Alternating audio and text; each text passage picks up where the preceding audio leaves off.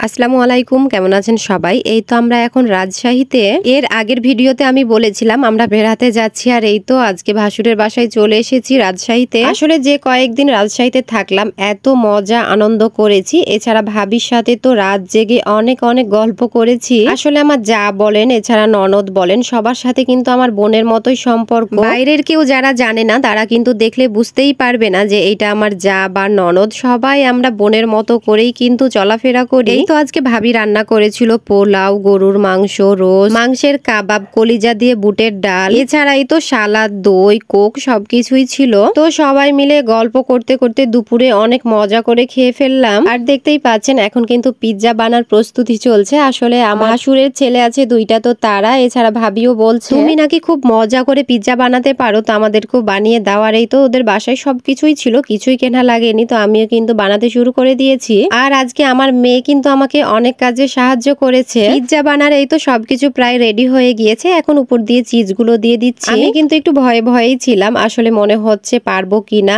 আমি তো বানাতে পারি, কিন্তু কেউ আবার বললে দেখা যায় যে সেই সময় কিন্তু হয় না, এই জন্য মনে মনে একটু ভয়ে ভয়েই ছিলাম। তো যাই হোক, এরপরে এই তো ওভেনে বসিয়ে দিয়েছিলাম। আর এই তো আলহামদুলিল্লাহ খুবই সুন্দর হয়েছে, যেমন সফট হয়েছে এছাড়া খেতে মাশাআল্লাহ অনেক মজা হয়েছে। সবাই তো বলছে অনেক মজা হয়েছে। আর আমার ছেলের কাণ্ড দেখে, সে কিন্তু পিৎজা কাটতো, আর যেহেতু ধারালো ছুরি ছিল এই জন্য ওকে কাটতে দেয়নি, তো সে রাগ করেছিল, এই জন্য টেবিলের নিচে ঢুকে গিয়েছে। টেবিলের নিচে বসে কিন্তু মন খারাপ করছিল, তো টেবিলের নিচেই ওকে দিয়ে দিয়েছে, আর সে কিন্তু ওখানেই খেতে শুরু করে দিয়েছে। আমি কিন্তু এর আগের ভিডিওতে দেখিয়েছি আমি দুইটা কেক বানিয়ে নিয়ে এসেছিলাম, আর বাসার সবাই এত বেশি প্রশংসা করেছে আমার কেক খেয়ে কি বলবো। এই জন্য এই তো আবারও বায়না ধরেছে কেক বানানোর জন্য, এই জন্য আমি কিন্তু আবার দুইটা কেক বানিয়ে দিয়েছি। আর যেহেতু ডেকোরেশন করার কোনো জিনিসই নিয়ে আসিনি, এই জন্য একেবারে সাদা করে রেখে দিয়েছি, কোনোই ডেকোরেশন করিনি। তো যাই হোক, এই তো এটা ছিল বিকেলের নাস্তায় কেক, বার্গার, মিষ্টি, এছাড়া এই তো চিকেন দিয়ে একটা নাস্তা বানিয়েছিলাম আমি আর আমার মেয়ে। সবাই খেয়ে তো খুবই প্রশংসা করেছে, সবকিছুই নাকি অনেক মজা হয়েছে। তো বিকেলে আমরা সবাই মিলে এই তো গল্প করছি আর মজা করে খেয়ে নিচ্ছি। এইদিকে আমার ছেলের কাণ্ড দেখেন, সে কিন্তু চামচ দিয়ে খাবে না, এইভাবেই নাকি কেক খাবে, আর সে এইভাবেই কেক খাচ্ছে। আর আমাকে তো খুবই ভালো লাগছে তার কাণ্ড দেখে, এই জন্য একটু ভিডিও করে রাখলাম। আমার ছেলে কিন্তু প্রচুর চঞ্চল, প্রচুর বিরক্ত করে, এই জন্য কিন্তু আমি কারো বাসায় যেতে চাই না, শুধুমাত্র আমার আম্মুর বাসায় আর আমাদের বাসায় আমি ওকে নিয়ে বেশি শান্তি পাই, এইখানেই থাকি। এছাড়া কোথাও গেলে খুবই টেনশনে থাকি। এইদিকে আমার ছেলের কাণ্ড দেখেন, সুতা নিয়ে আমার হাত বেঁধেছে,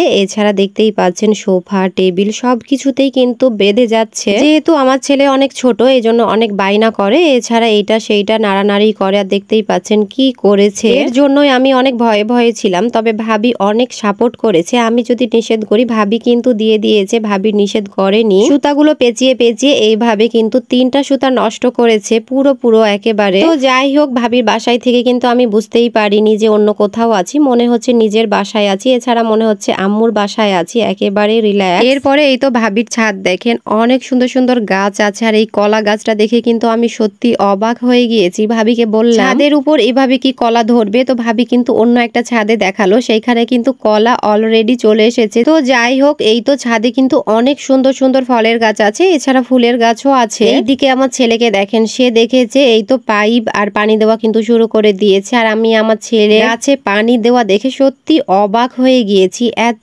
সুন্দর করে পানি দিচ্ছে একেবারে বড়দের মতো করে। রাজশাহীতে এসে কিন্তু একদিনে প্রায় 30 থেকে 35 তালায় উঠেছি। আসলে রাজশাহীতে আমাদের অনেক রিলেটিভ আছে, আর তাদের বাসায় কিন্তু আমরা দেখা করতে গিয়েছিলাম। সবার বাসায় 5 থেকে 10 মিনিট মতো আর কি, কিন্তু শহরের ব্যাপার বুঝতেই পারছেন, সবার বাসায় কিন্তু সিঁড়ি, কার বাসায় 5 তালা, কার বাসায় 3 তালা, কার বাসায় 2 তালা, এইভাবে কিন্তু উঠতে উঠতে প্রায় 35 তালা মতো আমরা কিন্তু উঠে পড়েছি একদিনে। আর সেই দিন এসে কিন্তু আমরা প্রচুর ক্লান্ত হয়ে গিয়েছিলাম, পায়ে তো সবার ব্যথা হয়ে গিয়েছিল। রিলেটিভ ছাড়াও কিন্তু আমরা বাইরে কয়েক জায়গায় ঘুরেছি, তবে আজকে একসাথে কিন্তু দেখানো সম্ভব হবে না। তো পরের ভিডিওতে অবশ্যই আমি একে একে দেখাবো আমরা কোথায় কোথায় ঘুরতে গিয়েছিলাম। তো যাই হোক, এই তো ভাসুরের বাসায় এসে সত্যি অনেক বেশি ভালো লেগেছে, এছাড়া অনেক ভালো সময় কাটিয়েছি। তো এইগুলোই ছিল আপনাদের সাথে শেয়ার করার। পুরো ভিডিওটি যদি ভালো লেগে থাকে অবশ্যই একটা লাইক, কমেন্ট ও শেয়ার করে দেবেন। ধন্যবাদ সবাইকে, আল্লাহ হাফেজ।